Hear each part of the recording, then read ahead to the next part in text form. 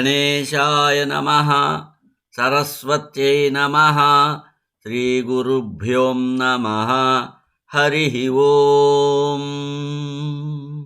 జ్ఞానప్రదీపిక ఛానల్ని వీక్షిస్తున్న యూట్యూబ్ ప్రేక్షకులందరికీ జ్ఞానప్రదీపిక ఛానల్ తరఫున పాతూరి జ్ఞానేశ్వర శర్మ నమస్సుమాంజలులు. భారతీయ సంస్కృతిలో దైవారాధనం అంటే పూజలు చేయటం ఒక భాగం. దేవాలయాల్లో, ఇళ్లల్లో, పండుగలు, విశేష సందర్భాల్లోనే కాకుండా ప్రతిరోజు కూడా పూజలు నిర్వహింపబడుతూ ఉంటాయి. పంచ ఉపచారాలతోనో, షోడశ ఉపచారాలతోనో భగవంతుని ఆరాధిస్తాం. అసలు పూజ అంటే ఏమిటి? ఉపచారములు అంటే ఏమిటి? ఉపచారములు ఎన్ని? ఉపచారములు ఏ విధంగా చేయాలి? ఈ విషయాలన్నీ శాస్త్రములలో చెప్పబడిన వాటిని గురించి తెలుసుకుందాం. పూజ అనేది సంస్కృత పదం. పూజ అంటే సాధారణంగా అందరికీ అర్థమవుతుంది, పూజించటం. పూజించటాన్ని పూజ, నమస్య, అపచితి, సపర్య, అర్చన, అర్హ అనే 6 పేర్లతో కూడా పిలుస్తారని అమరకోశం తెలియచేస్తుంది. వీటన్నిటి అర్థము పూజించుట అనే. ప్రతి గృహస్థు ప్రతిరోజు షట్కర్మలను అంటే 6 రకముల విధులను నిర్వర్తించాలి అని ధర్మశాస్త్రాలు చెప్తున్నాయి. ఈ 6 విధులలో ఒకటి పూజ. దీన్ని పరాశర స్మృతి అనే ధర్మశాస్త్ర గ్రంథంలో 1వ అధ్యాయం 39వ శ్లోకంలో ఈ విధంగా చెప్పబడింది. సంధ్యా స్నానం జపో హోమో దేవతానాంచ పూజనం ఆతిథ్యం వైశ్వదేవంచ షట్కర్మాణి దినే దినే. ప్రతిరోజు స్నానం చేయుట, సంధ్యావందనాన్ని ఆచరించటం, జపం చేయుట, నిత్యాగ్నిహోత్రాన్ని ఆచరించుట, దేవతా పూజ, బలి, వైశ్వదేవములతో ఉన్న అతిథి పూజ అనునవి షట్కర్మలు. పూజ అంటే ఏమిటి? దేవతా ఉద్దేశేన ద్రవ్యత్యాగ అని వీరమిత్రోదయం అనే ధర్మశాస్త్ర గ్రంథంలో చెప్పబడింది. అంటే దైవం నిమిత్తం ఒక వస్తువును త్యాగం చేయటం అంటే సమర్పించటం పూజ. ఆ సమర్పింపబడేది ఏమిటి? ఒక పుష్పము కావచ్చు, ఒక పదార్థం కావచ్చు, లేక మన యొక్క మనస్సే కావచ్చు. పూజ మానవుణ్ణి భగవంతుని దగ్గరకు తీసుకుపోతుంది, భగవద్ దర్శనాన్ని కలిగిస్తుంది. దాన్నే ఉపాసన అని కూడా అంటాం.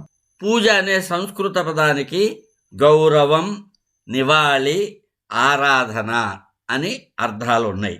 శివపురాణంలో విద్యేశ్వర సంహిత అనే భాగంలో 16వ అధ్యాయంలో ఈ పూజ యొక్క నిర్వచనం చెప్పబడింది. ఈ శివపురాణం ప్రకారం పూజ అనేది పుహ్ మరియు జయత్ అనే 2 పదముల కలయిక వల్ల ఏర్పడింది. పూర్జాయతే హ్యనేనేతి వేదేష్వర్ధ స్వయోజన పూర్ణభోగ ఫలసిద్ధిశ్చ జాయతే తేన కర్మణ. పూహు జాయతే అనేనా. అనేనా అంటే ఈ కర్మ చేత, అంటే ఈ పూజ చేత పూహు పూర్ణమగు భోగముల ఫలసిద్ధి జాయతే కలుగుతుంది. అంటే పూజ చేయటం వల్ల ఏమి ఫలితాన్ని ఆశించి చేస్తామో అది సిద్ధిస్తుంది. గౌరవిత ప్రీతి హేతు క్రియా పూజ. గౌరవింపబడు వారి ప్రీతికై చేయబడు సర్వకర్మలు పూజ అనబడతాయి. ఏ కర్మలు చేస్తే గౌరవితుని ఎడల మనకు ప్రీతి కలుగుతుందో అట్టి కర్మలు చేయుటయే యథార్థమైన పూజ. పూజ అనేది హిందువులు వివిధ దేవతలకు, విశిష్ట వ్యక్తులకు లేక ప్రత్యేక అతిథులకు శ్రద్ధతో సమర్పించేటువంటి సేవలు. పూజ అనేది ఇప్పుడు వచ్చింది కాదు, వేదకాలము నుండి ఉన్నదే. దేవతలు, మహర్షులు, భక్తులు పరమాత్మను ఆరాధించినట్లు మనకు పురాణముల ద్వారా తెలుస్తోంది. శ్రీ మహావిష్ణువు శివుణ్ణి ఆరాధించినట్లు, శివుడు విష్ణువుని ఆరాధించినట్లుగా పురాణాల ద్వారా తెలుస్తోంది. విష్ణు ధర్మోత్తర పురాణంలో బ్రహ్మదేవుడు విష్ణువును ఆరాధించి ఈ 3 లోకాలకు ధాతృత్వాన్ని పొందాడని చెప్పి తెలుస్తోంది. అదేవిధంగా ఇంద్రుడు కూడా 100 యజ్ఞాలతో శ్రీ మహావిష్ణువుని పూజించి దేవేంద్ర పదవిని పొందినాడు. ఒక పర్యాయము మార్కండేయ మహర్షి కైలాసం వెళ్ళాడు. అప్పుడు రుద్రుడు మార్కండేయునితో, ఓ మార్కండేయ, ఒక ముహూర్త కాలం ఇక్కడే ఉండు, ఈలోగా నేను దేవదేవుడైనటువంటి ఆ మహావిష్ణువుని పూజించి వస్తాను అన్నాడు. అప్పుడు మార్కండేయుడు, జగత్పతే, ఓ రుద్ర, నీకు కూడా పూజించదగిన పరుడైన దేవుడు ఇంకొకడు ఉన్నాడా? నిన్నే సర్వదేవతలకు పూజ్యుడవని నేను అనుకుంటున్నాను సుమా అని మార్కండేయుడు అన్నాడు. అప్పుడు రుద్రుడు, ఆశ్రితులైన భక్తులను ఏనాడు విడిచిపెట్టని వాడు భగవంతుడు విష్ణుడొక్కడే, ఆయనే నాకు ఆరాధ్యుడు అని శివుడు బదులిచ్చినాడు. పైగా నీకు పరమగతి కావాలని కోరిక ఉంటే ఆ హృషికేశుణ్ణి ఆరాధించు అని కూడా చెప్పాడు. పద్మపురాణంలో ఈ విధంగా చెప్పబడింది. పార్వతితో రుద్రుడు చెప్పిన మాట: రమణీయమైన కైలాస శిఖరం పైన శివుడు విష్ణువును భక్తితో ఆరాధించి భోజనం చేయటానికి కూర్చున్నప్పుడు పార్వతితో శంకరుడు ఈ విధంగా అన్నాడు: ఓ పార్వతి, సనాతనుడైన వాసుదేవుణ్ణి ఆరాధిస్తున్నాను. మార్కండేయ పురాణంలో ఉమారుద్ర సంవాదంలో, ఓ స్వామి త్రిభువనేశ్వర, మనస్సును చెదరకుండా నిలిపి ప్రతిదినము ఆరాధిస్తున్నావు ఎవరిని? నీకన్నా అధికుడెవరు? నీ జపము, హోమము, నమస్కారాలు ఆయనకేనా? అయితే ఆ మహాపురుషుడెవరో నాకు కూడా తెలియజేయండి అనగా శివుడు, ఓ అదృష్టవంతురాలా, నేను నిత్యము ఎవరికి నమస్కరిస్తున్నానో చెప్తున్నాను విను. అజ్ఞానం అనే సముద్రంలో నిత్యము మునిగి తేలుతున్న ఆత్మలందరికీ లక్ష్మీ సమేతుడైన శ్రీ మహావిష్ణువు ఎటువంటి ప్రతిఫలము లేకుండా దరిచేర్చే నౌక, ఆయననే నేను పూజిస్తున్నాను అని చెప్పినాడు. లింగ పురాణంలో శ్రీ మహావిష్ణువు శివ సహస్రనామములతో ఈశ్వరుణ్ణి ఆరాధించినట్లు, ఈశ్వరుడు సంతోషించి శ్రీ మహావిష్ణువునకు విష్ణు చక్రాన్ని ప్రసాదించినట్లుగా చెప్పబడింది. ఈ విధంగా దేవతలందరూ మహావిష్ణువునో శంకరుణ్ణో పూజించినట్లుగా పురాణాల ద్వారా తెలుస్తోంది. కృతయుగము, త్రేతాయుగము, ద్వాపర యుగములలో మానవులు దేవతలను ప్రత్యక్షముగా చూసేవాళ్ళు. కలియుగంలో దేవతలు ప్రత్యక్షముగా కనిపించరు. కావున కలిలో పూజ విగ్రహమందు చేయబడుతుంది. కృతాది యుగములందు ప్రత్యక్షముగా దేవతలను చూసి కూడా ఆనాటి వారు విగ్రహారాధనమును యథావిధిగా చేసేవారు అని శ్రీ విష్ణు ధర్మోత్తర మహాపురాణంలో చెప్పబడింది. సాధారణంగా మనం ఒక చిన్న విగ్రహాన్నో లేక చిత్రపటాన్నో పెట్టి పూజిస్తాం. దీనిని మూర్తి పూజ అంటారు. మూర్తి పూజను గురించి భగవాన్ సత్యసాయి బాబా వారు ఇలా చెప్తారు: మూర్తి పూజ అనగా ఒక చిన్న వస్తువులో బ్రహ్మాండమును దర్శించుటయే. ఇది ఊహాభావము కాదు, అనుభవ సిద్ధమే. విరాట్ స్వరూపంలో ఏముందో అది ఎంతయో ఒక చిన్న స్వరూపమందు కూడా ఉన్నది అంటారు బాబా. చెట్లను, రాళ్లను పూజించే అనాగరికులు ఇచ్చటివారు అనే విచక్షణ లేని మాటలను మీరు ఎంతమాత్రము విశ్వసించవద్దు. విగ్రహారాధన అనాగరికతకు గుర్తు కానే కాదు. ఆధ్యాత్మికతలో ఈ విగ్రహారాధన కూడా ఎంతో ముఖ్యమైనది, అర్థవంతమైనది. విగ్రహం అంటే భగవంతుని స్వరూపమే. అంతటా అన్నిటా వ్యాపించి ఉన్న భగవంతుడు విగ్రహంలో దర్శనమిస్తుంటే స్వచ్ఛమైన మనస్సు గలవారు ఆయనను ఆరాధిస్తూ అది విగ్రహం అనే భావనను మర్చిపోయి నిత్య సత్య తత్వంలో లీనమవుతారు. దీనినే ప్రపత్తి లేక శరణాగతి అని అంటారు. ఈ తత్వం లేకపోతే మీరు చేసే ఆరాధన వృధా అవుతుంది అంటారు విగ్రహారాధనను గురించి భగవాన్ బాబా. ఈ సందర్భంగా స్వామి వివేకానంద జీవితంలో విగ్రహారాధనకు సంబంధించి జరిగిన ఒక అద్భుతమైన సంఘటన గురించి తెలుసుకోవాలి.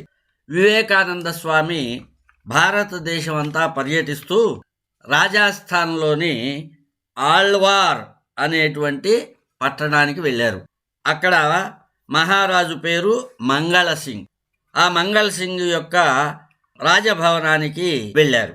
అక్కడ అందరూ సమావేశమై ఉండగా ఆ మంగళ సింగ్ మహారాజు వివేకానంద స్వామితో, బాబాజీ మహారాజ్, నాకు విగ్రహారాధన మీద నమ్మకం లేదు. నిజంగా నేను అందరిలాగా రాయి, రప్ప, కర్ర, మట్టి మొదలైన వాడిని అర్చించను. దీనివలన జన్మాంతరంలో నాకు అధోగతి కలుగుతుందా అని ప్రశ్నించాడు. అప్పుడు స్వామి వివేకానంద ఆ రాజుకు ఒక గుణపాఠాన్ని నేర్పాలని చెప్పి అక్కడ గోడకి వేలాడుతున్నటువంటి ఆ రాజు యొక్క ఛాయాపటాన్ని తీసుకురమ్మని అక్కడ ఉన్నవారిని కోరాడు. వారు ఆ పటాన్ని తీసుకొచ్చి వివేకానంద స్వామి దగ్గర పెట్టారు.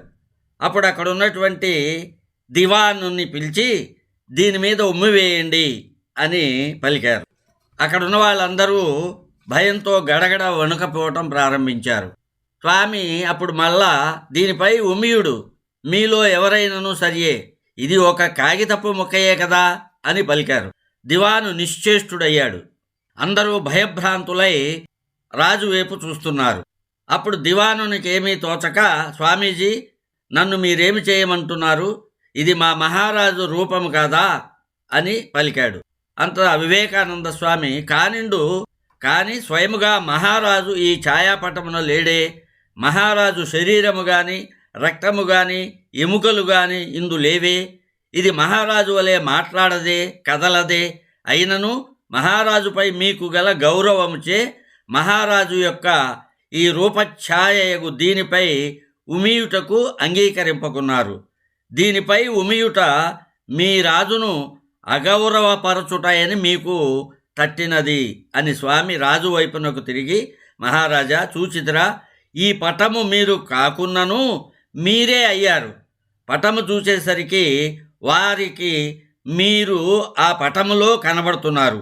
అందుచే మిమ్మల్ని గౌరవించినట్లే పటాన్ని కూడా గౌరవిస్తున్నారు. ఇష్టదేవతా విగ్రహాలను పూజించే భక్తుల విషయం కూడా ఇట్టిదే. విగ్రహాన్ని చూచేసరికి వారికి తమ ఇష్టదేవతా స్వరూపమో గుణములో ఆ విగ్రహంలో గోచరిస్తాయి. ప్రతి విగ్రహారాధకుడును విగ్రహ మూలమున పరమేశ్వరుని ఆరాధిస్తున్నారు.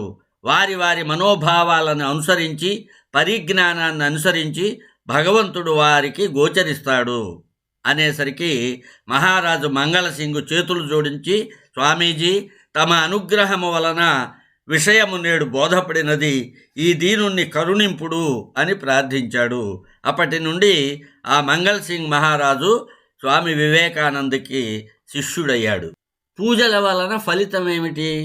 పూజల వలన మానసిక శాంతి, అలౌకికమైన ఆనందము, అనిష్ట నివృత్తి, ఇష్టప్రాప్తి, చివరకు మోక్షము కలుగుతుందని పురాణాలు చెబుతున్నాయి. విష్ణు రహస్యం అనే గ్రంథంలో ఈ విధంగా చెప్పబడింది. శ్రీ విష్ణోరర్చనం ఏతు ప్రకుర్వీత నరాభువి తే యాంతి శాశ్వతం విష్ణోరానందం పరమం పదం.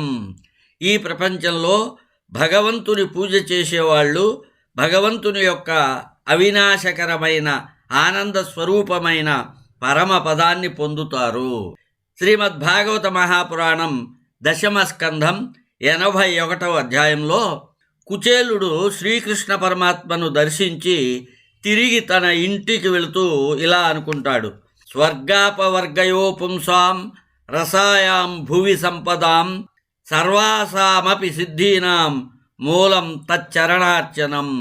పురుషోత్తముడైన శ్రీకృష్ణుని చరణములను అర్చించుట వలననే మానవాళికి భూలోకమునందు పాతాళమునందు సకల సంపదలు లభిస్తాయి.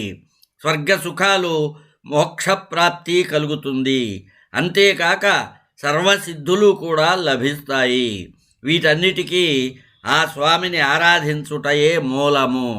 భగవద్గీత 18వ అధ్యాయంలో స్వయంగా శ్రీకృష్ణ పరమాత్మ ఈ విధంగా చెప్పారు: యతః ప్రవృత్తి భూతానాం ఏన సర్వమిదం తతం స్వకర్మణా తమభ్యర్చ్య సిద్ధిం విందతి మానవః. ఏ పరమేశ్వరుని ద్వారా సంపూర్ణ ప్రాణుల ఉత్పత్తి జరిగిందో, ఎవని వలన సమస్త జగత్తు వ్యాప్తమై ఉన్నదో, ఆ పరమేశ్వరుని తన స్వాభావిక కర్మల ద్వారా పూజించి మనుష్యుడు పరమసిద్ధిని పొందగలుగుతున్నాడు. పృథు చక్రవర్తి, అంబరీషుడు, ధ్రువుడు, ప్రహ్లాదుడు మొదలైనటువంటి భక్తులు ఎందరో భగవంతుని పూజించి సులభముగా పరమగతిని పొందారని పురాణాలు చెప్తున్నాయి. పూజలు సాధారణంగా 2 విధాలుగా ఉంటాయి. అవి సకామ పూజ, అంటే ఏదైనా ఒక కోరికతో చేసే పూజ. దీనినే ఆర్తి పూజ అని కూడా అంటారు. రెండవది నిష్కామ పూజ, అంటే ఏ విధమైన కోరికలు లేకుండా చేసే పూజ. దీన్నే పరాపూజ అని కూడా అంటారు. అనేక విధములైనటువంటి పూజా విధానాలు, వాటికి సంబంధించిన ఆచారాలు, వాటిని ఏ విధంగా చేయాలి వివరించే శాస్త్రాలని ఆగమములు అంటారు. పురాణాలు, ధర్మశాస్త్రాల్లో కూడా ఈ వివరాలు ఉంటాయి.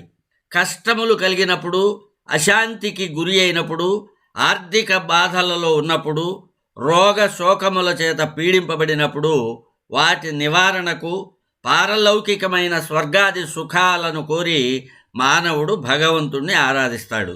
అట్టి పూజ సకామ పూజ, దానినే ఆర్తి పూజ అని కూడా అంటారు. నిష్కామ పూజ అంటే ఏమిటి? ఒక ఉదాహరణని పరిశీలిద్దాం. మనం బజార్లో వెళ్తున్నాం, జేబులో ఉన్నటువంటి కర్చీఫ్ను తీశాం, అది చేయి జారి క్రింద పడింది. ఆ పక్కన వెళ్తున్నటువంటి వ్యక్తి దాన్ని తీసి మనకిచ్చాడు. మనం వెంటనే అతనికి ధన్యవాదాలు తెలుపుతాం, అంటే కృతజ్ఞతని తెలియచేస్తాం. తుచ్చమైనటువంటి ఒక చేతి రుమాలని ఇచ్చినందుకు ఆ వ్యక్తికి మనం కృతజ్ఞతలు తెలియజేస్తున్నామే. ఇంకొక ఉదాహరణని పరిశీలిద్దాం. టీవీ చూస్తున్నాం, కొన్ని గంటల పాటు తదేకంగా పరిసరాల పరిస్థితిని కూడా మర్చిపోయి చూస్తున్నాం. మనకు తెలియకుండానే ఉచ్ఛ్వాస నిశ్వాసములు నిర్విరామముగా జరిగిపోతున్నాయి. ఆ ఉచ్ఛ్వాస నిశ్వాసములే కదా మన యొక్క ప్రాణం అంటే. అట్టి ప్రాణాన్ని ఇచ్చిన భగవంతునికి కృతజ్ఞత చూపించవలదా? ఆ కృతజ్ఞతను భగవంతుని పూజించుట ద్వారా మనం తెలియచేస్తాం. ఆ పూజయే నీలోని కృతజ్ఞతకి గుర్తు. ఇది ఏ కోరికతో చేసేది కాదు. అందువలన ఇది నిష్కామ పూజ, ఇదే పరాపూజ.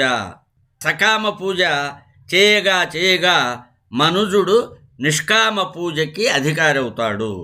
పరమాత్మని ఆరాధించటానికి ప్రధానంగా 3 పరికరాలు భక్తుల్లో ఉండాలి.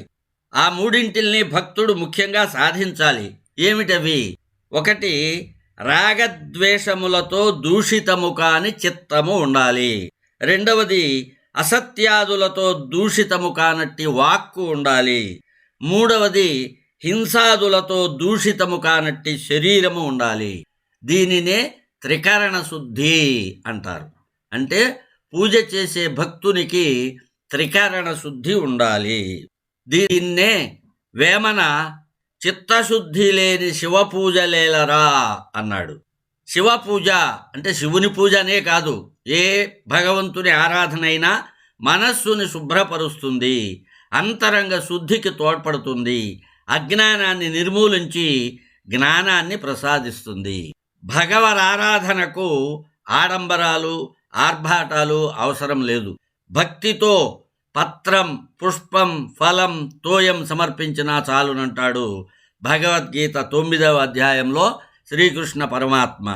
పత్రం, పుష్పం, ఫలం, తోయం యోమే భక్త్యా ప్రయచ్చతి తదహం భక్త్యుపహృతమశ్నామి ప్రయతాత్మనః.